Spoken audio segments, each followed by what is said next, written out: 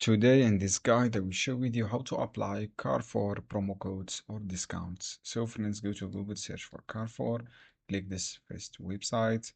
You will see this page. From here, choose your product you want to buy. Click this one, for example, this product, and then go to checkout, view carts. Click on view carts. After that, you will see this page from the checkout. This is the checkout page. You have this applied discounts. Click on edit, this option edit.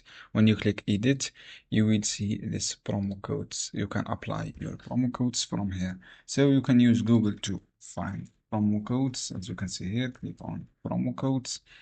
You can scroll down, choose this website to get your offers and discounts. Just wait. This is Learn Education's website. Through this website, you can apply your codes. Just click view codes, as you can see here, and then you can apply directly from this website. This is the code, as you can see here, and then you can buy through this voucher codes. And I hope this guide helpful for you. Don't forget to give like and share this video.